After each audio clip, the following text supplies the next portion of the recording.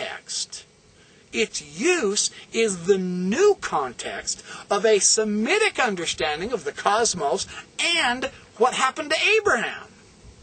That's fascinating, isn't it? In other words, it doesn't matter if the priests standing on the left in facsimile number 1 were wearing the jackal mask of Anubis and did not hold a knife in his hand. It would have been quite natural for the Jewish redactor to perceive the scene as showing an attempted sacrifice of Abraham. Therefore, under the theory of a Jewish adaptation of the Egyptian picture, the details of the reconstructions of the facsimiles are largely immaterial in relation to their explanation. Because we know in the original, facsimile number 1, that central section is missing and the knife was penciled in. But it wouldn't matter if it's not in any Egyptian materials.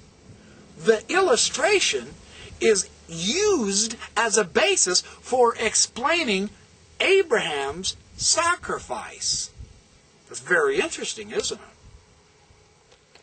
The fourth point that Kevin is discussing, he says, I believe the Semitic adaptation theory is significant enough because it has the potential to put the missing papyrus theory on a sounder footing.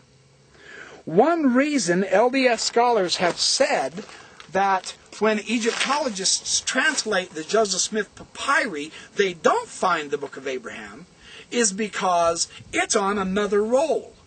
Now, there are eyewitness descriptions of a second roll of papyri. We don't know where that second roll is. Presumably it was destroyed in the Chicago fire. So when they translate the first scroll, which is our Book of Breathings, it's not the Book of Abraham.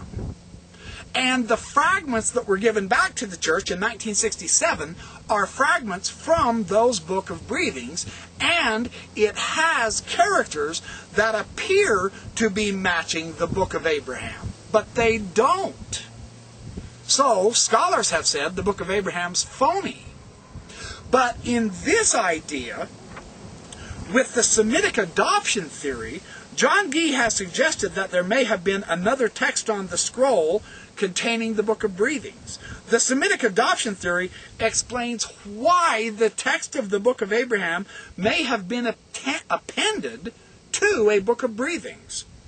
Because the redactor, the Jewish redactor of the Book of Abraham, the one who brought forward the Egyptian materials and put them into the Book of Abraham, the facsimiles, that particular person intended to adopt those facsimiles of the Book of Breathings as illustrations for his text, the Book of Abraham. This placement of the text would also explain why the back references to facsimile 1 as being at the commencement of this record and at the beginning, which were meant to refer to the beginning of the scroll, not to the beginning of the Book of Abraham. That is why they may have been misunderstood and led those involved in the production of the Kirtland Egyptian papers in their attempt to reverse engineer the Egyptian language to begin with the Book of Breathings itself as the beginning of the scroll. That's a wonderful explanation for that. That's the best I've ever read. That's fabulous. Very interesting. The fifth point, with the Semitic adaptation theory, by allowing for an ancient transmission of the text, it takes the Book of Abraham seriously as an ancient book. That a 4,000-year-old papyrus was commingled among a cache of 2,200-year-old papyri would be a most difficult proposition to accept. Some acknowledge that the papyrus source of the Book of Abraham is a copy. We acknowledge that, of course. It nominally rejects the autographic aspects of Abraham himself writing on that particular papyri. Yet, we continue to see the influence of these assumptions. They want to see the Abrahamic original as drawn with brush and ink on papyrus in hieratic Egyptian. together with the facsimiles. Then the papyri sat untouched for over 1,500 years until they were finally copied once, and the copy was deposited in the tomb in Thebes. Well, this isn't a realistic picture of the history of the text at all. In my view, allowing for a transmission of the text, including copying the text, the translation of the text, and the redaction of the text, is a more realistic means of getting a text from antiquity into our day now, especially with the Egyptian Abraham in the Middle Bronze Age, and getting that text to an Egyptian papyrus in the Ptolemaic era. The best way to explain that is through the transmission and redaction of the text. Another point that is very interesting in this regard is the number of anachronisms in the Book of Abraham, according to Stephen Thompson. He says, we appear to have three choices when faced with a purported anachronism in the text.